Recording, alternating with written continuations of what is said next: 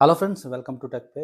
Friends, ఈరోజు మనం ఈ వీడియోలో కొత్త సిమ్ బిఎస్ఎన్ఎల్ది కానీ ఇంకా ఏదన్నా కానీ ఏ సిమ్ అయినా ఒకటే ప్రాసెస్ ఏ విధంగా కొనాలో మనం ఈ వీడియోలో చూడబోతున్నాం. ఎందుకంటే చాలామంది ఇప్పటికే సిమ్ములు కొని చాలా కాలం అయిపోయి ఉంటుంది. ఇప్పుడు వచ్చేసరికి లేటెస్ట్గా చాలా మార్పులు వస్తూ చాలా మార్పులు సిమ్ కొనడంలో జరిగిందనమాట. ఇదివరకు ఏంటంటే ఎవరన్నా ఒక ఆధార్ కార్డు, పాన్ కార్డు ఏదో తీసుకెళ్ళి ఐడి ప్రూఫ్ తీసుకెళ్ళి సిమ్ తెచ్చేవాళ్ళు. నాకు సిమ్ కావాలనుకోండి, నేను ఎవరికో ఒక డాక్యుమెంట్ ఇస్తే సిమ్ ఇచ్చేవాళ్ళు. కానీ ఇప్పుడు పద్ధతి అది కాదు, పూర్తిగా మారింది. సిమ్‌కి కావాల్సిన డాక్యుమెంట్స్ ఏంటి, సిమ్ మనకి ఇచ్చే ముందు జరిగే ప్రాసెస్ ఏంటో పూర్తిగా మనం తెలుసుకుందాం. తెలుసుకొని మనం ఏదన్నా సిమ్ కొనాలనుకోండి, ఇప్పుడు బిఎస్ఎన్ఎల్ ట్రెండింగ్‌లో ఉంది కాబట్టి బిఎస్ఎన్ఎల్ సిమ్ కొనడానికి వెళ్ళినప్పుడు మనం అక్కడ డాక్యుమెంట్స్ మనకి ఇయి కావాలి, అవి కావాలి అని చెప్తే మళ్ళీ తిరిగి రాకుండా ఈ వీడియో చూస్తే మీకు ఎంతో హెల్ప్‌ఫుల్ అవుతుంది. వీడియో స్కిప్ చేయకుండా చివరి దాకా చూడండి, చాలా చిన్న వీడియో.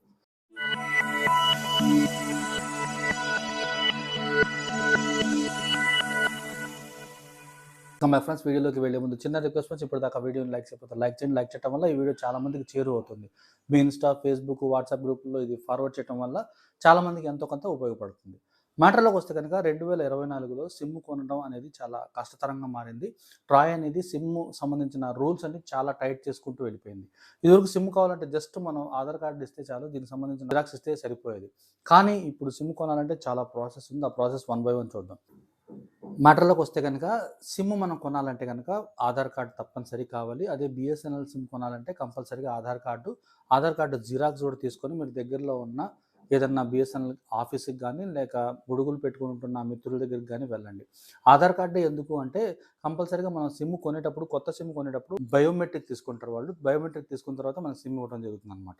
సో, బయోమెట్రిక్ దేనికి కనెక్ట్ అయి ఉంటుంది? ఆధార్ కార్డ్‌కే కనెక్ట్ అయి ఉంటుంది కాబట్టి కంపల్సరీగా ఆధార్ కార్డ్ తీసుకుంటారు. సో, మనం ఆధార్ కార్డ్ తీసుకొని దీనికి సంబంధించిన ఒక జిరాక్స్ కాపీ కూడా తీసుకొని, ఒక ఫోటో కూడా పెట్టుకొని వెళ్తే ఎందుకన్నా మంచిది. ఎందుకంటే ఇప్పుడు సిమ్‌కి డిమాండ్ పెరిగిపోయింది కాబట్టి వీళ్ళు కొన్ని చోట్ల అడుగుతున్నారు, కొన్ని చోట్ల అడగట్లేదు. సో, అందుకని ఒక photo, Aadhaar card xerox, Aadhaar card original తీసుకువెళ్ళండి. ఆధార్ కార్డ్ జిరాక్స్ తీసుకువెళ్ళండి. జిరాక్స్ అడిగితే అడుగుతారు, లేకపోతే లేదు. ఫోటో కూడా అడిగితే అడుగుతారు, లేకపోతే లేదు. ఇవన్నీ మ్యాండేటరీ కాదు. ఎందుకన్నా మంచిది. నాకు కావాలి అన్నారనుకోండి, మళ్ళీ ఎంతో దూరం మీరు సిమ్ కొనుక్కోటానికి వెళ్తారు. అప్పుడు మళ్ళీ వెనక్కి తిరిగి రావాల్సొస్తుంది.